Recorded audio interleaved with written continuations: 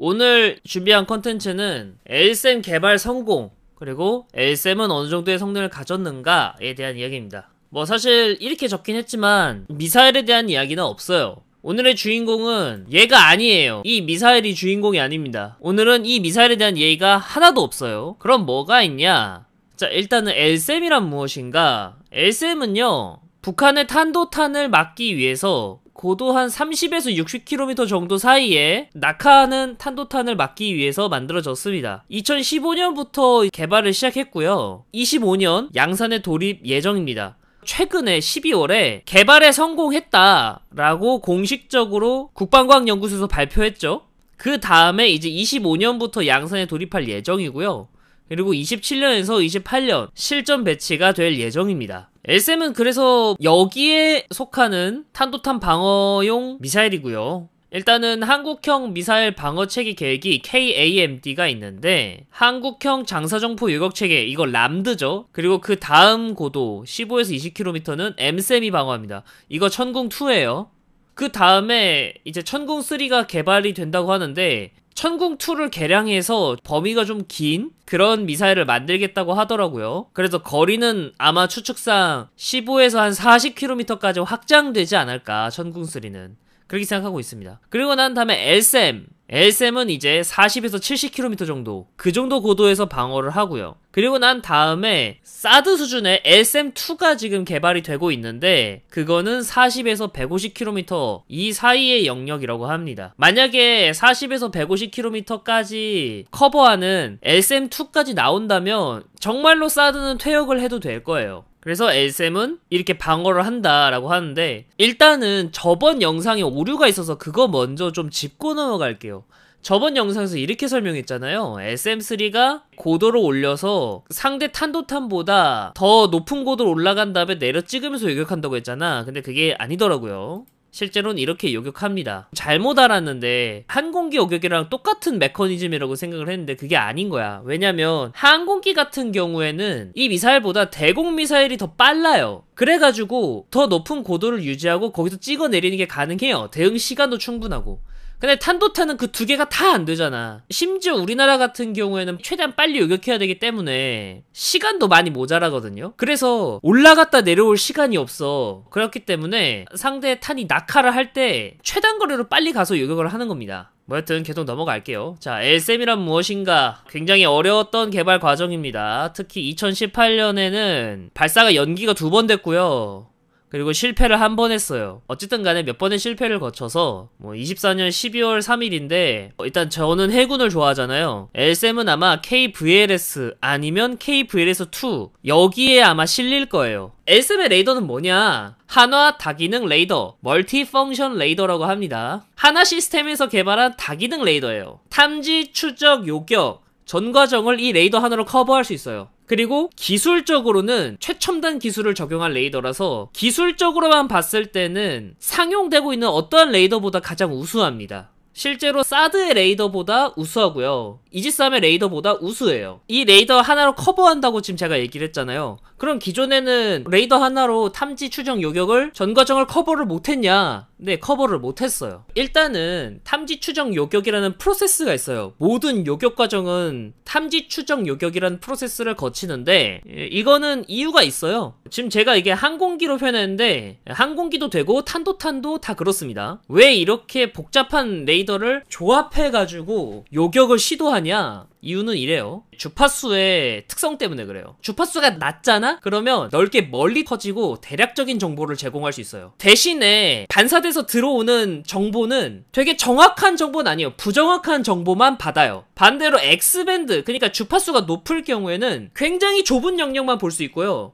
매우 가까이 있는 정보만 볼 수 있어요. 대신에 매우 정확한 정보를 제공해요. 그래서 요격 레이더 같은 경우에는 주파수가 높으면 정확한 정보를 제공하기 때문에 사격 관제를 할 때 굉장히 유리해요. 그러면은 주파수가 적당하면은 적당히 퍼지고요. 정보도 적당히 정확한 정보를 제공합니다. 그래서 탐지 레이더, 추정 레이더, 요격 레이더 이렇게 있어요. 그리고 이제 이 스파이 1D 레이더가 요격을 한다고 생각하잖아요. 물론 요격에 관여를 해요. 어떻게 관여하냐? 일단은 여기서 탐지를 해. 스파이1D 레이더가 쫙 비춰가지고 얘를 봐요. 얘를 봤는데 적인 걸 식별을 했어. 여기서 미사일을 발사를 해요. 이 정보는 부정확해. 이 정보만으로 미사일을 요격할 수는 없어요. 그러니까 스파이1 레이더가 잡으면 미사일을 쏴요. 부정확하지만 여기로 날아가라 이렇게 지시를 하는 거야, 스파이1D 레이더가. 그 다음에 이제 어느 정도 이제 거리까지 왔어. 그러면 AN/SPG-62 레이더가 X밴드 레이더잖아. 정밀하게 한 번 더 조중해가지고 오차를 줄여요. 그 신호를 따라서 미사일이 요격을 하는 이런 프로세스입니다. 근데 이제 가장 중요한 게 위상 배열 레이더예요. 위상 배열 레이더는 이런 겁니다. 이 소자 하나하나당 전자기파를 방사를 해요. 파동의 간섭과 중첩이라는 원리를 알잖아요. 그 원리인데 여기 보면은 중앙에 파동들이 중첩이 되면서 이 진폭이 커져요. 파동을 방사하는 타이밍을 조절을 하면은 움직이는 효과를 볼 수가 있지. 각도가 이제 틀어진 효과를 볼 수가 있단 말이야. 자, 여기서 조금 알려드리자면 이걸 빔포밍이라 그래요. 뭐 패사 방식이든 A사 방식이든 다 똑같아. 모든 A사 레이더들은 이 빔포밍이 기본이고요. 기본적으로 빔을 형성하는 게 목표입니다. 이 위상배열 레이더의 목표는 표적을 향해서 빔을 쏘는 게 목적이에요. 그걸 위해서 빔포밍을 하는 거고. 왜 이렇게 빔포밍을 하느냐? 이것 때문에요. 신호대 잡음비를 높여서 표적 탐지가 수월해지기 때문에. 이게 핵심 중에 핵심이고요. 요걸 위해서 위상배열 레이더를 쓰는 거예요. 여기 보면 아시겠지만 여기 이렇게 보이는 게 자연적인 그냥 노이즈고요. 여기 이게 피크가 뜨는 게 어떠한 탐지한 물체를 말하는 거예요. 지금 여기에는 이제 항공기가 여기 있으니까 피크가 여기 이렇게 떴다 이렇게 표현하는 건데 이걸 위해서 위상배열 레이더를 쓴다 이렇게만 이해해 주시면 됩니다. 이게 신호대 잡음비인데 요만큼 차이가 있잖아. 표적 탐지를 수월하게 하려고 위상배열 레이더를 쓴다. 그리고 위상배열 레이더의 가장 큰 특징은 빔을 만들어서 표적을 향해서 쏘는 거다 이렇게 생각하시면 됩니다. 그러면은 A사와 패사 레이더는 뭐냐? 노란색, 파란색, 초록색이 다 이제 주파수가 달라요. 이게 A사 레이더고요. 이게 안 되고 모두 다 같은 파장으로 빔포밍을 하면은 그건 패사 레이더라 그래요. 우리 LSM은 A사 레이더예요. 탐지, 추정, 요격의 전 과정을 모두 수행할 수 있다고 했잖아요. 그게 왜 그런 거냐? LSM과 사드는 주파수 대역이 좀 달라요. LSM 같은 경우에는 S밴드를 쓰고 있어요. 아까 말했잖아. S밴드는 추적하는 데 용이한 레이더라고 했잖아요. 그래서 사람들이 가끔 이런 말을 해요. 아니 왜 LSM S밴드로 만들었냐. S밴드 그거 미사일을 추적하는 데는 좋지만 요격을 할 때는 S밴드 레이더로는 힘들 텐데 왜 이렇게 썼지? 이렇게 얘기를 한단 말이야. 좀 기술적인 내용을 좀 봤는데 S밴드 레이더를 쓴 이유가 충분히 있더라고요. 그리고 S밴드 레이더로도 왜 요격이 가능한지도 이해가 되더라고요. 일단은 이걸 설명하기 전에 위상배열 레이더의 치명적인 단점이 하나 있어요. 그 치명적인 단점이 뭐냐? 그거는 그래팅 로브라는 문제가 있습니다. 이게 뭐냐면 빔 각도가 특정 각도를 넘어가면 의도치 않게 파동이 겹치면서 신호대 잡음비가 확 낮아지는 현상이에요. 이런 식으로 위상배열 레이더는 빔포밍을 해서 빔을 만들어서 특정 각도로 쏘는 거란 말이야. 근데 그 빔이 어느 특정 각도를 넘어버리면 갑자기 신호 대비 잡음비가 확 올라가는 문제점이 발생해요. 이 GIF를 다시 보여드리려면 0도에서 30도 가량까지는 괜찮은데 여기까지는 괜찮은데 갑자기 여기서 잡음이 확 튀어. 30도를 넘어가니까 갑자기 다른 곳에서 잡음이 이렇게 확 튀어버려요.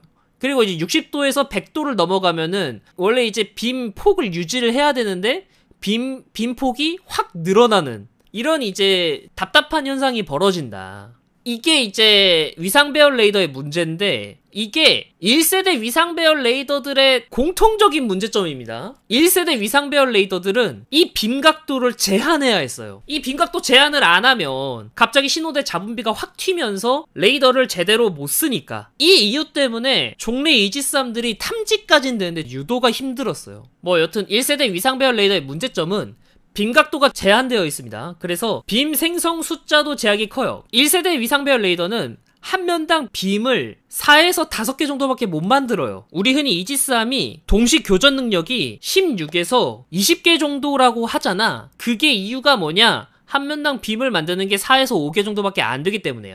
그래서 각도가 제한되어 있습니다. 그리고 다중빔 기술이 불가능해요. 4에서 5개 정도가 만드는 게 한계잖아. 그거보다 더 많이 만드는 게 아직까진 불가능하다. 1세대로는. 그리고 놀랍게도 이거는 최신 이지스함인 정조대항함도 마찬가지예요. 출력이 좋다는 장점 빼고는 기술적으로 봤을 때 한 30년 전 기술이에요. 그렇다고 해서 이지스함이 제 역할을 못한다 이 소리는 아니고 기술적으로는 한 30년 전 기술이다. 그래서 2세대가 나와요. 2세대는 어느 정도 해결해요. 그레이팅 롭스를 어느 정도는 해결을 했다는 거예요. 그레이팅 롭스의 문제점을 해결을 했어요. 근데 완벽하게 해결한 건 아니고요. 어느 정도 해결한 겁니다. 지금 이게 30도까지만 갔다가 그 다음에 30도 이상에서 확 벌어지잖아. 근데 이 각도를 조금 넓혔다 이 소리인 거지 완벽하게 해결하지 못했어요. 빔 각도가 1세대보다 자유로워졌어요. 그래서 빔 생성 숫자가 늘어났습니다. 그래서 다중빔이 제한적으로 가능해요. 그래서 탐지 및 추적이 가능해졌어요. 사드 레이더가 대표적인 레이더예요. 근데 사드 레이더가 뭐 물론 좋은 레이더인 거 맞아요. 좋은 레이더인 건 맞는데 X밴드 레이더잖아. X밴드 레이더는 말했다시피 정확한 정보를 제공을 해요. 좁고 가까이만 퍼진단 말이야. 단점이 뭐겠어? 먼 거리를 보려면 더 많은 에너지를 써야 된단 말이야. 근데 이게 좀 많은 게 아닙니다. 에너지는 대략적으로 8배를 더 소모해야 돼요. X밴드 레이더는 S밴드 레이더와 비교했을 때 같은 거리를 추적 및 요격하려면 8배에서 9배 정도 되는 에너지를 더 사용해야 됨. 레이더도 그냥 전기 먹는 하마인데 X밴드 레이더를 사용하려면 그 레이더의 8배에서 9배를 더 써야 돼. 그래서 우리 현실적인 문제로 S밴드 레이더를 쓰는 게 어느 정도 이득인데 말했다시피 S밴드 레이더는 정보를 좀 부정확하게 주는 게 문제잖아. 그거를 어떻게 해결해야 되냐. 자, 3세대 레이더입니다. MFR은 3세대 위상배열 레이더예요. 특징이 뭐냐면 이게 이제 기본적인 위상배열 레이더의 구성인데 아날로그 빔 형성기가 이렇게 3개가 보이죠? 이렇게 그룹화가 되어 있어. 이 송수신 소자가 아날로그 빔 형성기에 그룹화가 되어 있거든요. 그래서 이 그룹화된 게 빔을 만들어서 쏘는 거예요.